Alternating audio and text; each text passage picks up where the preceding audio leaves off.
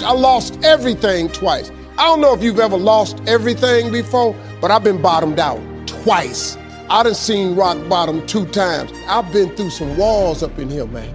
I'm just trying to tell you, man, God is really with you. God is in the forgiving business. God is in the get it together business. If you got dreams and visions, I got news for you. God is in the make your dream come true business. He did it for me. How he won't do it for you? A lot of y'all better than me. I'm just gonna flat out tell you.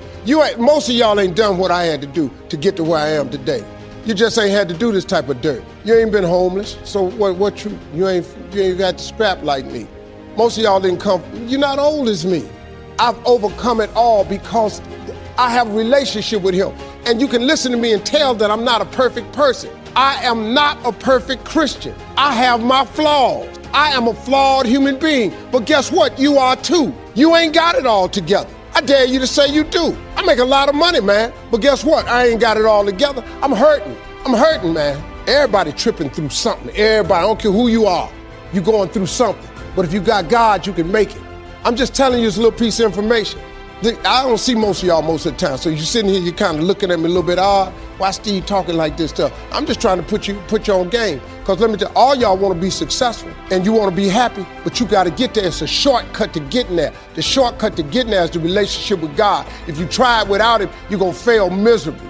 You're going to sink, man. It's going to be ugly for you. Now, this is what you got to do. Identify your gift and get busy with it. God gave all of you a gift. Identify your gift. It is the thing that you do the absolute best with the least amount of effort. That's your gift. Get busy at that. If it's drawing, if it's teaching, if it's sharing, if it's caregiving, he put that gift inside of you. He didn't hide it under a rock or put it under the mountain or put it on the mountain somewhere. He put the gift in you.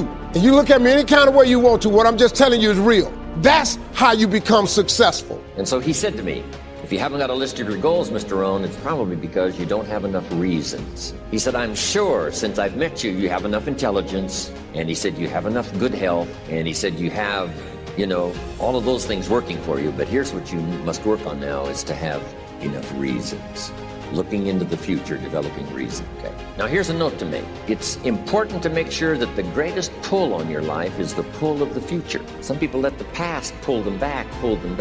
The past can be like gravity if you let it to pull you back. Some people live in the past. They live in the darkness of the past. They live in the mistakes of the past. They live in the discouragement of the past. They didn't make it, and that affects them for the rest of their life, living in the past.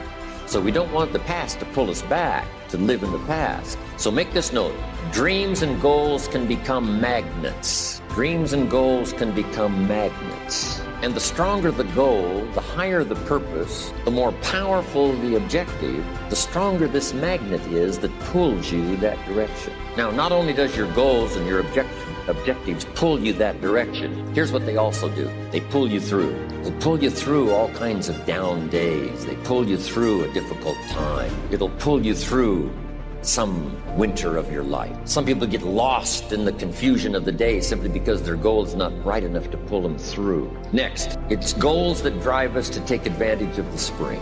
Why would the farmer put the plow in the ground in the spring if he couldn't see the vision of the harvest when the summer is finished? Is it possible to see the finished harvest? And the answer is yes. We do that simply by faith. Key phrase, faith is the ability to see things that don't yet exist. So here's what we want to do in our goal-setting session, is to start looking into the future of what you would like to accomplish, where you would like to go, the person you would like to be, and see if you can't get a better picture of the finished objective. See yourself there. See yourself in possession of. For your dreams to greatly influence you, for the future to pull you, your future must be well planned. There are 2 ways to face the future. One is with apprehension, the other with anticipation. Guess how many people face the future with apprehension? Why? They don't have it well designed. And without really thinking about it, they have probably bought someone else's view of how to live. You will face the future with anticipation when you have planned a future you can get excited about. When you have designed your future results in advance. In this way, the future will capture your imagination. So here's what I'm suggesting. How much time do you spend working on you? How much time do you spend every day working on your dream? In the last 90 days, how many books have you read? In the last year, what new skill or knowledge have you acquired? What kind of investment have you made in you? So I'm saying that as you begin to look at where you want to go, if you want to make it today, and things are changing so fast, you have to literally run to stand still. I'm saying that you've got to make some conscious effort to begin to work to develop you. Here's something else. Most people are not living their dreams because of fear, ladies and gentlemen. I was in Columbus, Ohio yesterday speaking for a particular Ohio department. Young lady named Karen who greeted me, who organized the event. Very talented, very skillful. And she was talking about she wanted to become involved in the consulting business. I said, why aren't you doing it? I said, you have the abilities. I said, you're not here because they like you. You're here because you're doing the job. You're making things happen. And she came up with all kind of ideas, but finally she said, I guess I can't see myself doing it. I guess I'm afraid. Fear, limited vision, and lack of self-esteem is what keep most people doing things they don't want to do. I flew from Columbus, Ohio to Denver, Colorado to a major communications company, and the person that picked me up at the airport told me about the fact that the company was planning on having a major downsizing, and they offered some of the employees there an early retirement, and some of them will earn as much as $300,000. And they said, this is the last time that you can take this offer. If you don't do it when we have the downsizing, you might be among those who will lose their jobs, and all you will get is your severance pay. And only 50% of the people who were eligible to take the $300,000 took it. The others were afraid to take a chance on themselves. The others couldn't see themselves beyond that company. They couldn't see life after that company. The same reason that people stay in relationships where they're abused or they're unhappy or it's unfulfilling. They can't see themselves beyond that relationship. They can't see themselves enjoying life without that person. They think that this is all that they can do. The same reason that people get stuck at a certain level in life. They can't see things being better for them. And they think that this is it and this is all they deserve. This is all they've ever seen. It's been passed on to them. And they think that this is it for them. Oh no. I was looking what Dr. Blanton, Smiley Blanton, who is a colleague of Dr. Norman Vincent Peale, what he said about fear. He said, fear is the most subtle and destructive of all human disease. Ladies and gentlemen, fear kills dreams. Fear kills hope. Fear put people in the hospital. Fear can age you. Fear, ladies and gentlemen, can hold you back from doing something that you know within yourself that you're capable of doing, but it will paralyze you.